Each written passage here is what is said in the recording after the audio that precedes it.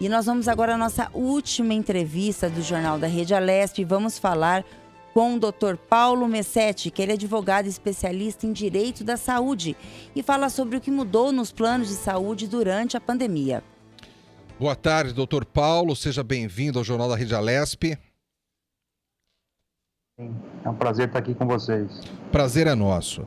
Doutor Paulo, nós estamos aí no que podemos chamar de uma segunda onda de Covid. Caso o paciente suspeite estar infectado com o coronavírus e é beneficiário de um plano de saúde, como que ele deve proceder? O plano de saúde é obrigado a cobrir exames de todos os tipos? Explica isso para o nosso espectador, por gentileza. Pois não. No caso da Covid-19, já foi determinado pela ANS, e esse entendimento já está consolidado, que é uma situação de urgência. Então, os planos de saúde, eles precisam, sim, atender aquele beneficiário que está com suspeita ou acometido da doença. Isso significa que todo o tratamento, a depender da qualificação desse plano, né? Os planos de saúde podem ser apenas ambulatoriais ou ambulatorial e hospitalar, e dependendo dessa qualificação do plano é que o atendimento ocorrerá. Então, se precisar de uma internação e o plano tiver a composição hospitalar, essa internação deve ser feita. Todo o tratamento em ambiente hospitalar, com medicação e todos os insumos necessários também são obrigatórios de cobertura ao plano de saúde, e também o teste sorológico e deve também ser custeado pelo plano de saúde. Isso já está determinado. Ô, doutor, o teste que o senhor acabou de falar que tem que ser coberto, o plano de saúde necessita cobrir. Mas precisa de um requerimento médico, ou a pessoa, se ela Sim. tiver com alguns sintomas, ela pode ir lá e fazer sem o requerimento médico ou não? Não, é realmente necessário que haja um pedido médico, né? O plano de saúde, ele é responsável pela assistência à saúde, e a assistência à saúde, ela é intermediada, prescrita por um profissional de saúde, no caso, pelo médico. Então, simples opinião do cidadão que pretende fazer o teste por sua própria conta e risco não é suficiente para gerar a obrigação de custeio pelo plano de saúde. Depende, sim, de uma situação de saúde constatada por um profissional médico que, então, indique a realização desse teste. Isso é fundamental.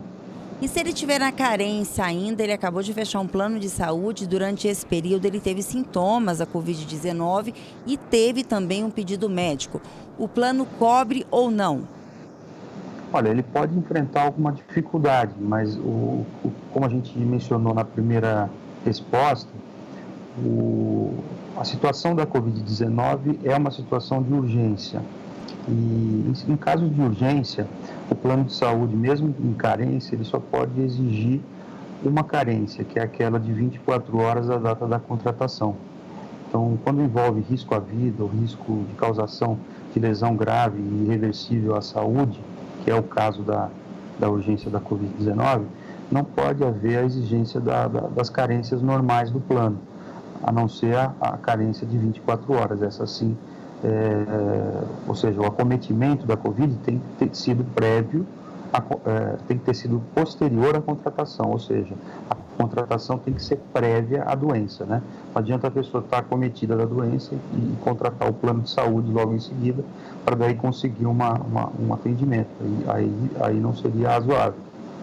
Mas se o plano já está contratado e a pessoa está acometida dali uns dias de sintomas gripais graves, falta de ar, oxigenação baixa em situação ambiente, e aí ela deve, por meio de um atendimento médico, ser avaliada, e se for constatada a necessidade de uma internação, por exemplo, ou de realização de exames, dada a situação urgente, é necessário então que o plano custeie, apenas exigindo essas 24 horas a partir da contratação. Doutor Paulo, eu quero usar um pouco a sua experiência nessa área, trabalhando com leis que têm tudo a ver com o direito da saúde e particularizar nesse momento da pandemia o seguinte: aqui no estado de São Paulo, por exemplo, a gente está dividido aqui em fases. Agora há pouco a gente estava na fase verde, agora retrocedemos para a fase amarela. O senhor nos escuta, doutor Paulo? Sim, escuto.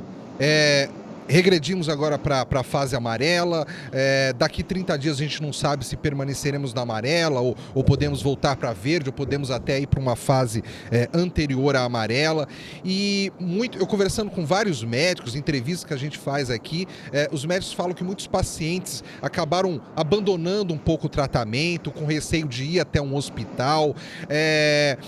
Como que está nesse momento a receptividade dos planos de saúde a essa coisa da pessoa que marca uma consulta, desmarca, marca uma cirurgia, desmarca, existe mudança na fase do estado, a pessoa fica com receio. Os planos de saúde estão abertos a esse diálogo um pouco mais franco com o paciente, né? Até porque não é uma coisa que foge um pouco do nosso controle, né? Então, o paciente está doente, ele quer um tratamento, mas ao mesmo tempo, até eu, se tenho um problema de saúde nesse momento, eu tenho às vezes receio de ir até um hospital, receio de repente ser infectado. Como é que está o diálogo entre paciente e planos de saúde nesse atual momento? Olha, a gente vê que do início da pandemia para cá muita coisa evoluiu, né? Era uma situação totalmente desconhecida e hoje alguns pontos já estão consagrados já de entendimento. Então, alguns tratamentos, né, algumas condições de saúde, elas não podem ter uma interrupção de tratamento. Então, isso deve ter sequência. Inclusive, os prazos de atendimento dos planos de saúde, num primeiro momento, até mais ou menos o mês de agosto, ficaram dobrados, né? A ANS chegou a dobrar o prazo para consultas para situações não graves e outros procedimentos. Inclusive, as cirurgias eletivas haviam ficado suspensas lá atrás. O que está voltando agora também, tem uma determinação do Estado de São Paulo também suspendendo alguns procedimentos eletivos, isso para priorizar o atendimento, inclusive determinando o não fechamento de leitos exclusivos de Covid, para que não haja um comprometimento do sistema de saúde nessa nova onda da pandemia. Então, o que a gente vê é que por exemplo, lógico, os pacientes que têm uma situação de urgência, precisa fazer uma cirurgia, ou então uma pessoa já tem uma condição de saúde que leva à necessidade de uma intervenção que não pode ser adiada, isso tudo deve ser avaliado, isso tem sido feito, né, pelos médicos, pelos planos de saúde, e essas situações que têm um caráter emergencial ou de urgência, mesmo de uma doença crônica que não pode deixar de ter o acesso desse paciente aos tratamentos e à área de saúde, isso não tem sido interrompido, né? Porque o prejuízo seria muito maior para todos. Então, existe uma necessidade de se dosar e de se balizar esses interesses em jogo para que não fique desamparado boa parte da população que depende de uma continuidade do tratamento de saúde. Ô doutor, a gente sabe que anualmente existe um reajuste nos planos de saúde.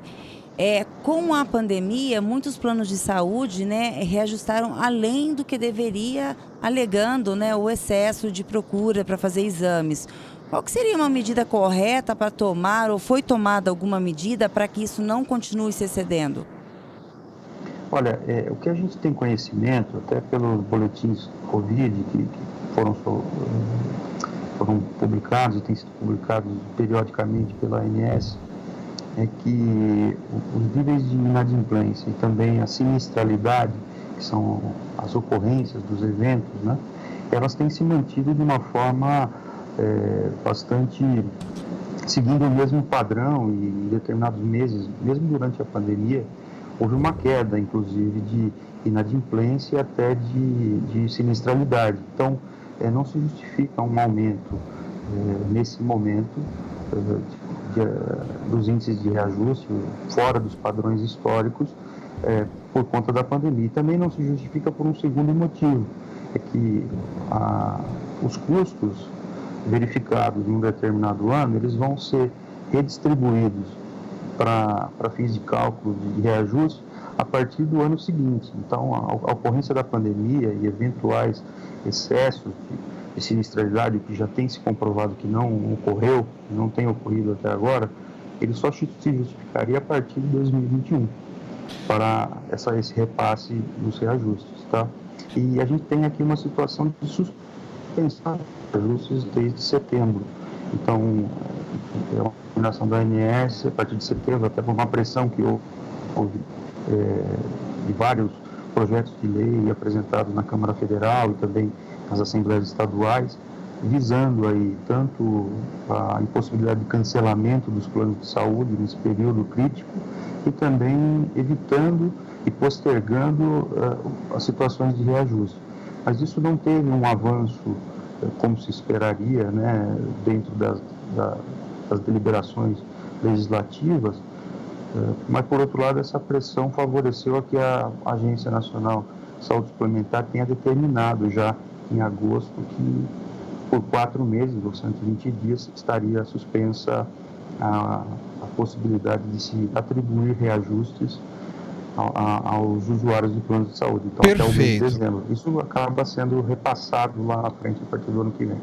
Perfeito. Doutor Paulo Messetti, ele que é advogado especialista em direito da saúde. Muito obrigado pela sua participação aqui no Jornal da Rede Alesp. Muito obrigado. Boa tarde. Boa tarde, bom trabalho. Boa tarde.